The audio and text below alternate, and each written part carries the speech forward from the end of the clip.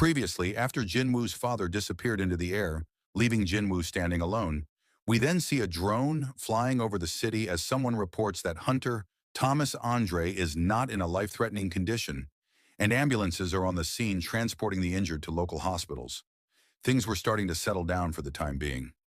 We see Chairman Wu Jincheo looking at the destruction caused by the battle between the monarchs, thinking about the Beast Monarch, the Frost Monarch, and the Plague Monarch. They were not ordinary monsters. He remembers what Jinwoo told him at Chairman Go Gun-hee's funeral, that he would personally take down those responsible. Remembering that, tears start to fall from his eyes, thinking this was the Frost Monarch, and he thanks Jinwoo for avenging the death of their former chairman. Meanwhile, the Hunters Association announced that the beasts were unidentifiable. The extent of the damage they left behind was staggering. However, in just a few days' time, disaster would strike again. A few days later, hunters from all around the world gathered beneath the gigantic gate still looming in the sky. China's seven-star hunter, Liu Zhigang, was also present among the crowd. He comments that the gate is truly massive, just as he had heard. Even if all the hunters in the world gathered, they could just be sucked up into that gate and vanish. Thomas Andre had also recovered and was telling the hunters that it would start soon. Chairman Wu was thinking, this is the first time so many hunters from all around the world have gathered in one place. He wondered how many of them would survive. Meanwhile, Jinwoo was looking at the gate, waiting for it to break. Cha Haiyan approaches him, telling him she's never seen him this nervous before.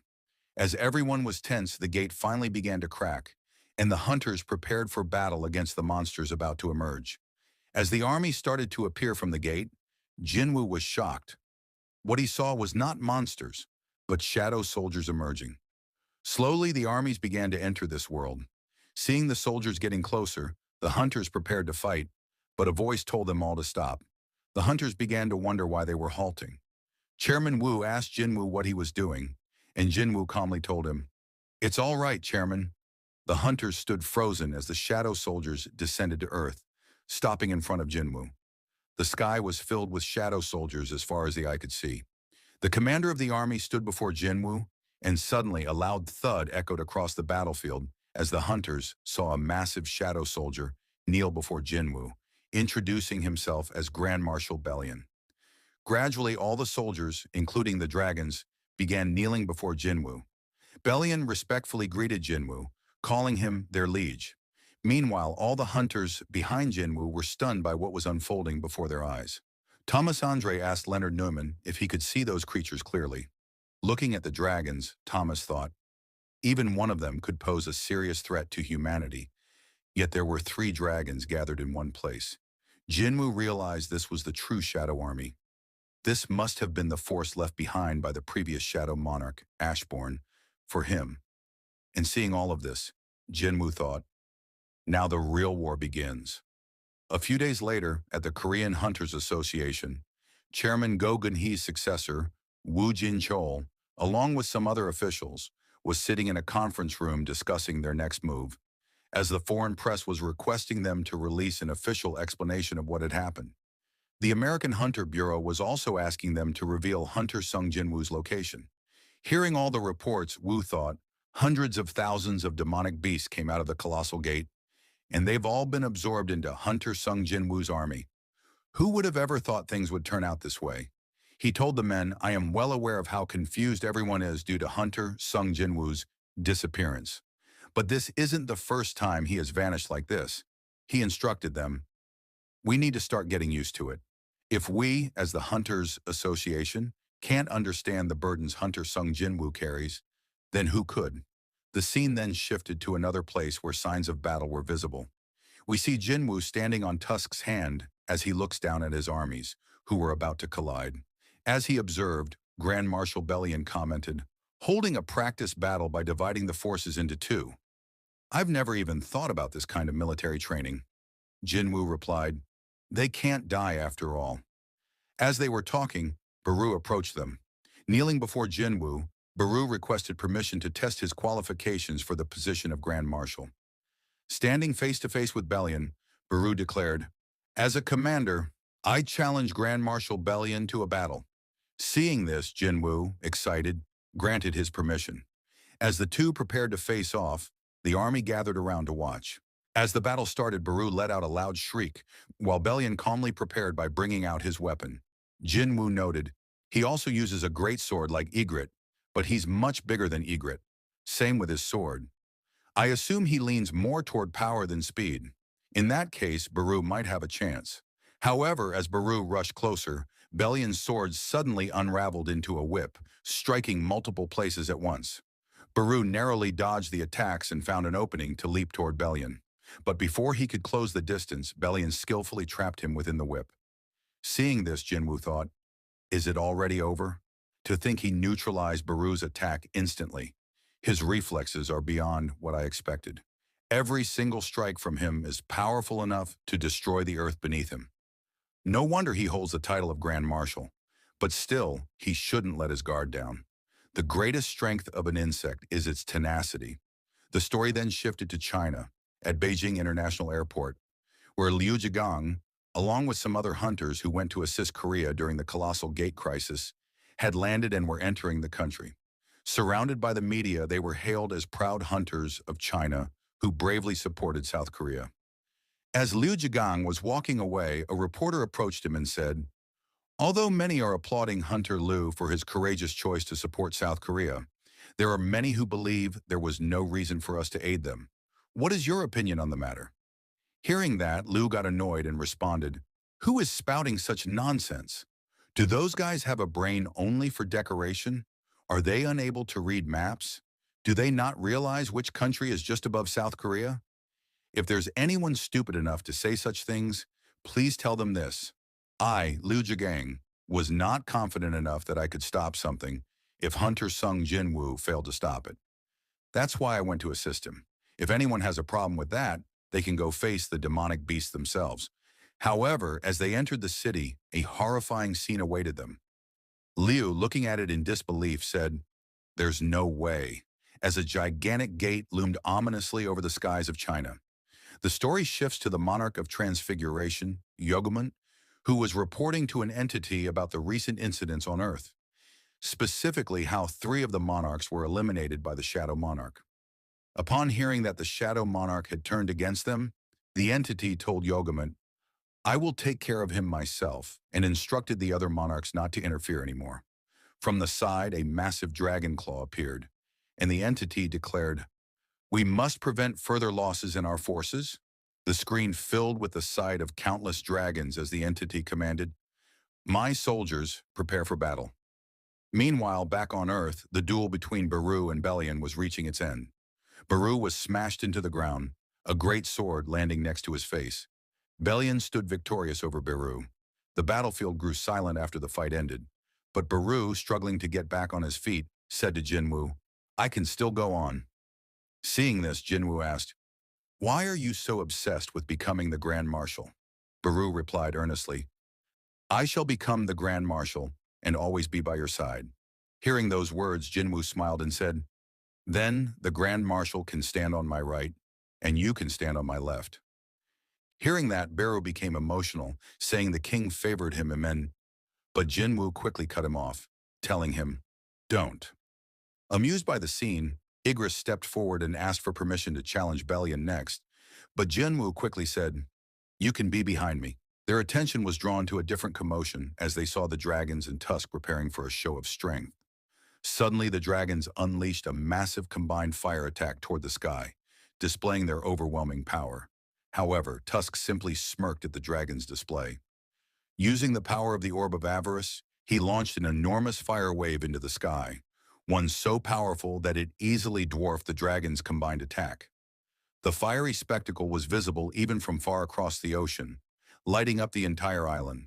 The dragons, now feeling irritated, watched as Tusk flexed his power in front of them, cheered on by the soldiers of Jinwoo's army.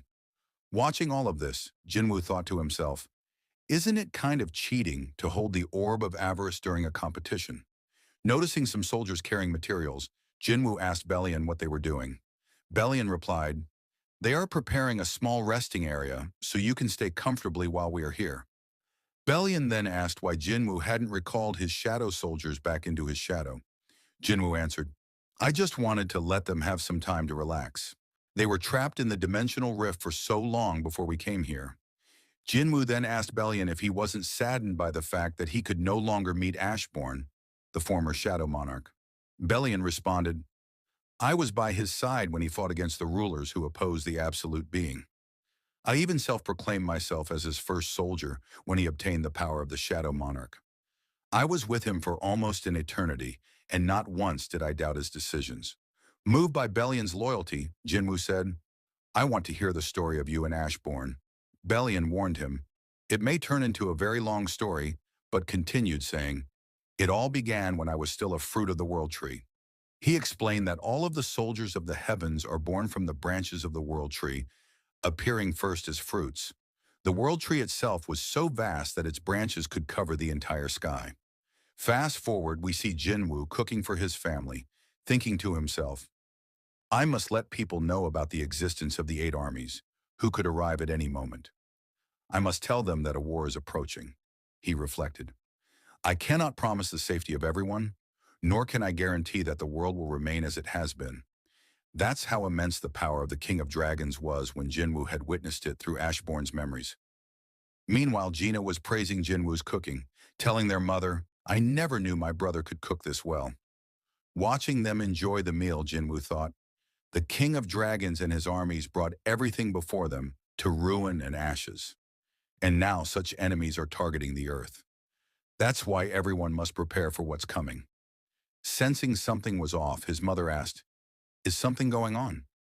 She explained that whenever his father was about to do something dangerous, he would also cook for her like this. You really take after your father, she said warmly. Jinwoo reassured her, it's nothing like that, and got up to answer the door saying, I think we have a visitor. Gina mentioned that there hadn't been a doorbell sound, but Jinwoo opened the door anyway. Standing outside was Yu Myung-han, Jinho's father. He apologized for visiting without notice and asked if Jinwoo could spare a moment. As they walked together, Yu Myung-han said, I woke up from eternal slumber thinking I was special, but I realized such miracles don't happen easily. Since only your mother and I have ever woken up from an eternal sleep, I couldn't help but suspect that it was you. Turning toward Jinwoo, he asked, why did you help me? Jinwoo replied, because I judged you to be a trustworthy person. If you were someone who would do anything for power, I wouldn't have risked danger to save you. Hearing this, Yu Myung-han said, I don't know how to properly express my gratitude, and offered to return at least half the favor, asking if Jinwoo needed anything. Jinwoo answered, there's nothing I want. However, if something happens to me, could you take care of my mother and sister? Fast forward, we see Wu Jincheol showing Jinwoo footage of a colossal gate that appeared over Shanghai, China. He explained, it's not just China.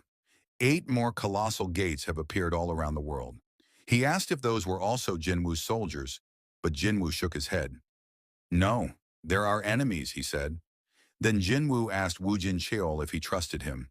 Without hesitation, Wu Jincheol answered, yes, I do. Jinwoo stood up and said, please trust what I am about to show you. He placed a finger on the chairman's forehead, transferring memories of the Dragon Monarch and the armies of the rulers directly into Wu Jincheol's mind. Overwhelmed, Wu Jincheol saw the history of the wars, the dungeons, and the terrifying power Jinwoo had faced. After Jinwoo removed his finger, Wu Jincheol gasped, panicked, impossible. How could such things exist? He confessed, I always believed the power of hunters was a blessing for humanity. I thought we needed to fight demonic beasts to protect people.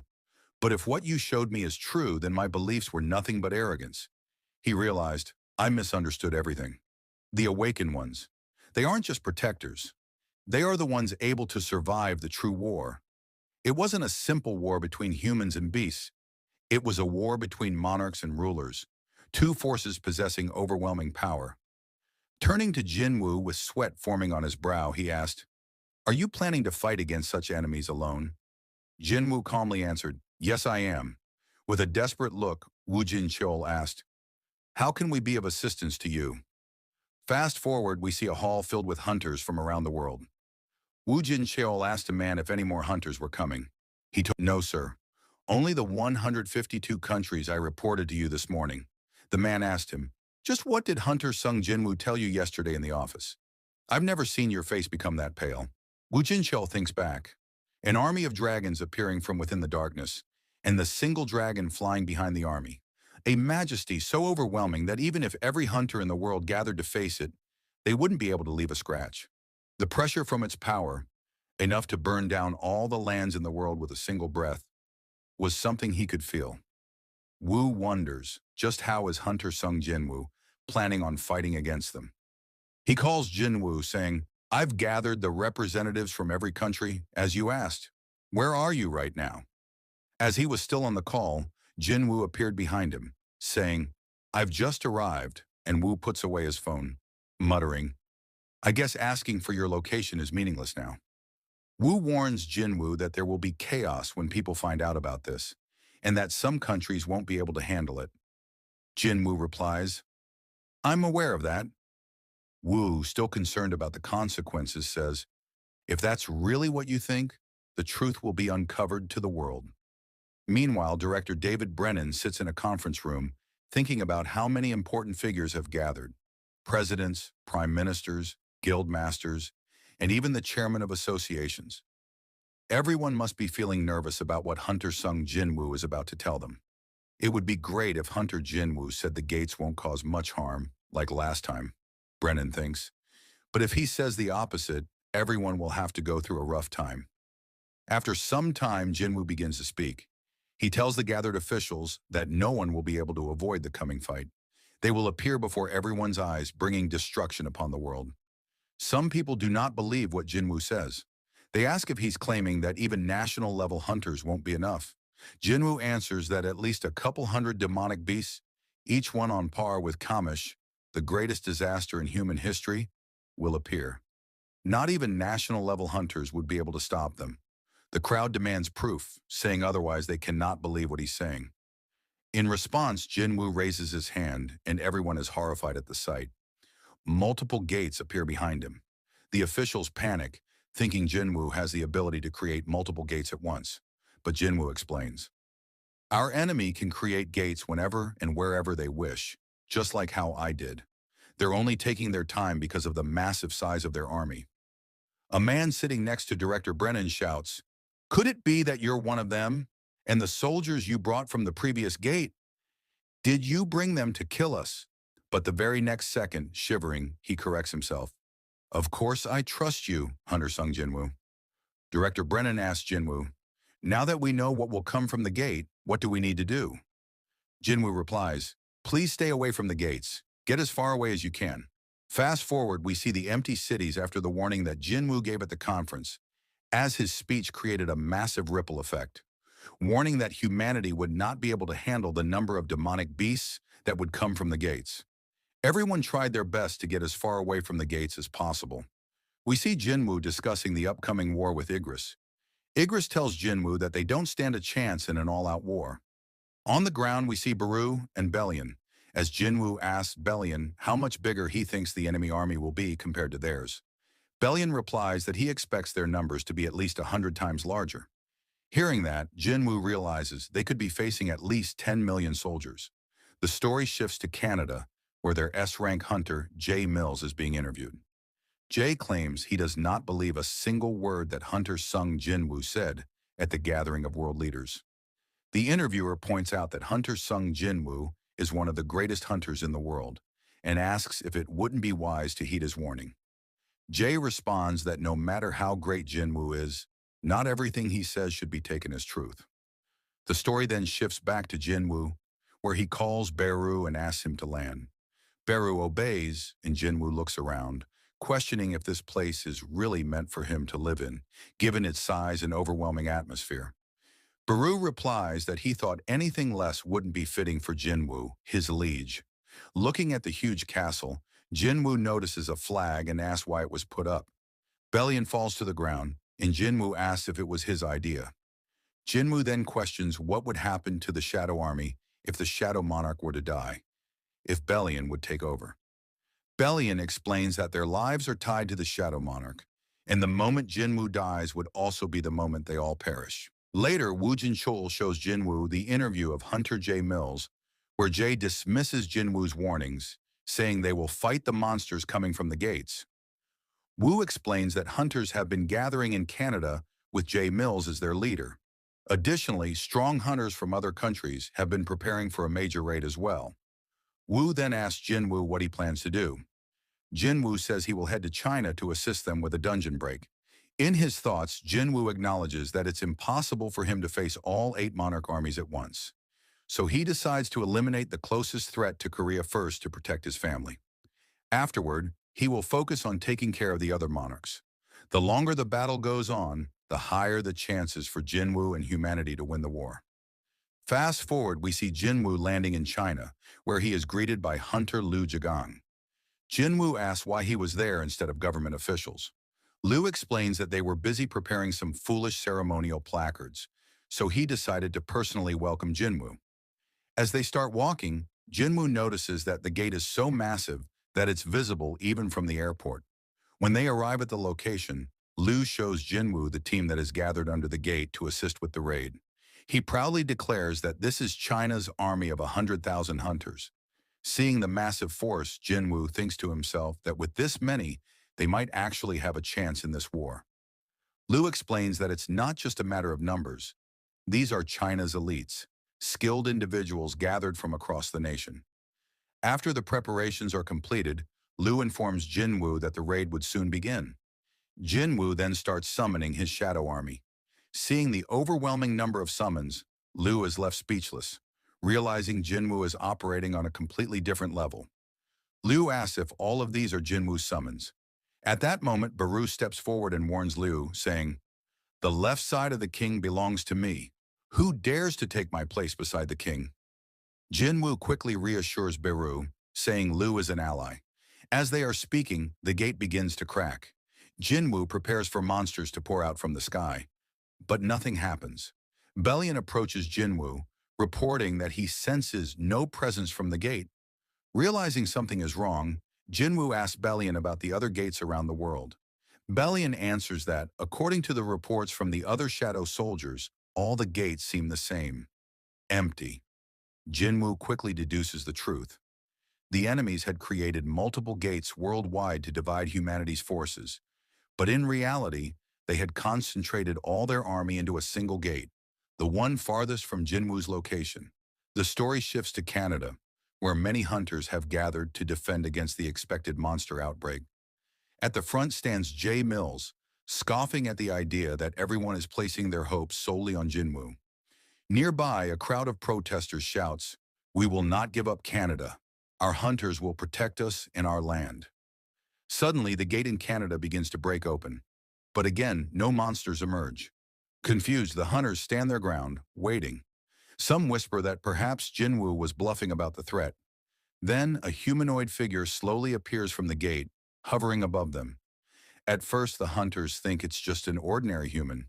The figure lands in front of Jay Mills and asks if he is their king.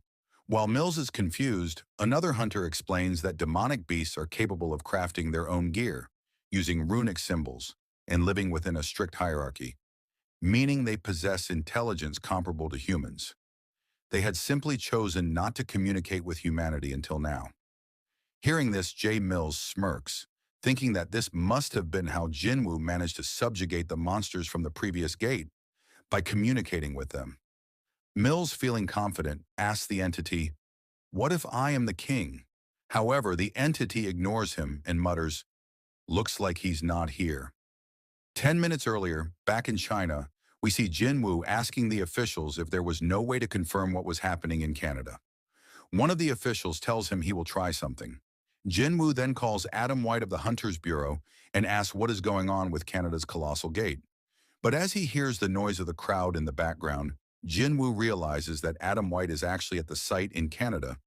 Jinwoo asks him what he is doing there, and White explains that they are on site at Canada's colossal gate, along with other Bureau agents. Jinwoo asks for the reason they had to be there, and White answers saying, "We couldn't just sit and watch the situation in Canada unfold. Many of our agents, including myself, were dispatched here." Hearing that, Jinwoo thinks to himself that they still don't realize the true scale of the enemy's army. He then asks about the current condition of the gate. Adam White tells him that the gate is empty, just like the other colossal gates that had appeared before. It was very quiet on site, and Jinwoo lets out a sigh of relief. However, White suddenly reports that something was emerging from the gate, a person. Hearing this, Jinwoo's eyes widen in shock. He shouts, telling White to run away from there as far as possible. But it was too late. In an instant, with a flash of light, all the hunters stationed in the front were turned to ash. Jinwoo urgently tells Adam that he still has time and must run away while he still can. But Adam White, stunned, reports that dragons are descending from the sky. An endless number of dragons and beasts begin pouring out of the gate. Adam says in disbelief, "How could this be? All kinds of demonic beasts have gathered in one place." Jinwoo thinks to himself that now it has come to this. He must save White. Because he had planted a shadow on Adam White beforehand, Jinwoo plans to use it to teleport him away. Just as he decides to act, a high orc appears in front of Adam White. Jinwoo quickly tells him that he's going to teleport him out of there. Before Jinwoo could teleport Adam White away, an entity approached White asking, "Where do you think you're going?" Seeing the entity, White was frozen in terror, and with a shaky voice, he called out Jinwoo's name. In his final moments, he saw a fireball hurtling straight toward him. Meanwhile, Jinwoo, after hearing the loud blast, realized he was too late. He thought to himself, "I should have expected this. They know they are facing my shadow army, which only grows stronger the longer the battle drags on.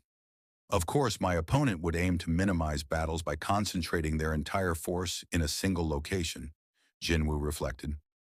They had opened 8 colossal gates, following their original plan. In the end, they sent their entire army through the gate farthest from Jinwoo's position. Even if I moved there immediately, it would turn into an all-out war, Jinwoo thought bitterly. His plan to buy time had completely fallen apart. Back in Canada, A.R.I.S E, the king of dragons and the monarch of destruction, stood smirking. He savored the moment, saying, "The sound of living beings' heartbeats, their screams and the destruction of creatures. It all resonates like music in my ears." He told the other monarchs that preparations were complete and then ordered the army to destroy everything, declaring, "That is the sole mission of our existence." Fast forward, we see a man in his office watching the live footage of the devastation caused by the monarch's army. He muttered, "They must have all died. The hunters, agents, even the reporters on the scene." This man was director David Brennan. He watched with dread as hundreds of dragons, along with oceans of giants, beasts, and insects, advanced behind Antares. This disaster cannot be contained by humans. It's over. There's no way to stop such an army, he thought grimly. It was only a matter of time before they reached the United States. He finally understood why Hunter Jinwoo had advised everyone to stay as far away from the gates as possible. As David Brennan processed the situation, a shadow suddenly appeared in front of him. It was Jinwoo. Jinwoo, clearly in a hurry, told the director, "I'm paying you a sudden visit because I'm looking for something." He asked for the rune stone extracted from the corpse of Kamish, the greatest dragon ever killed by humanity. The director was shocked but quickly composed himself. He explained that the rune stone was managed by the Hunter Bureau. However, remembering the dire circumstances, he apologized, saying, "I'm still a little drunk right now," while internally thinking, "What am I even saying? Why does the Hunter Bureau even matter anymore? Rune stones mean nothing if the entire U.S. is about to be destroyed, let alone the Bureau itself." He told Jinwoo, "I can hand over the runestone. But why do you need it?" Jinwoo explained that he was planning to launch a counterattack using the power stored in the runestone. As they made their way toward the vault containing Kamish's runestone, the director asked, "If beings called rulers sent those demonic beasts here, then what exactly are the runestones found inside the beasts' bodies?" Jinwoo explained that the runestones were gifts from the rulers intended to help humans hunt down demonic beasts more efficiently. When a demonic beast died, part of its abilities would be sealed inside a runestone. The rulers had created runestones so that humans could grow stronger, giving them a chance of survival in the final battle against the monarch's armies. Hearing this, David Brennan asked Jinwoo, "Are you really going to be able to stop them with just this?" Jinwoo simply responded, "I'll have to try." After obtaining the runestone, Jinwoo then asked the director for one more favor. Then we see Lady Selner, who says, "I never thought someone would come looking for me at a time like this."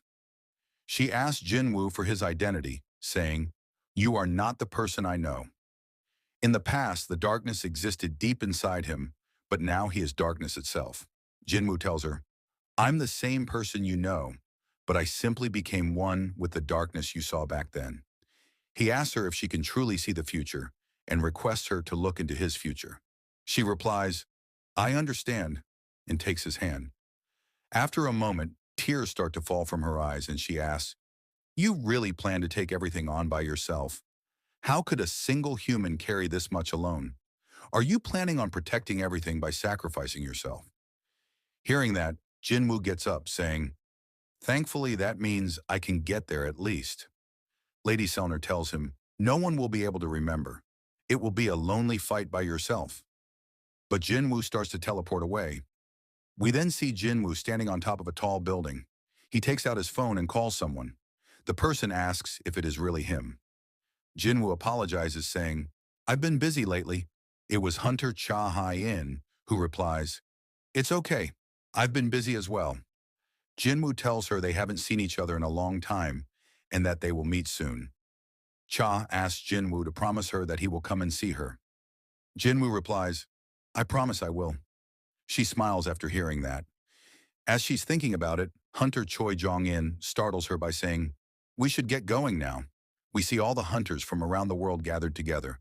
The Asian Hunter Alliance, the European Hunter Alliance, the African Temporary Guild Union, and the Chinese Emergency Response Alliance.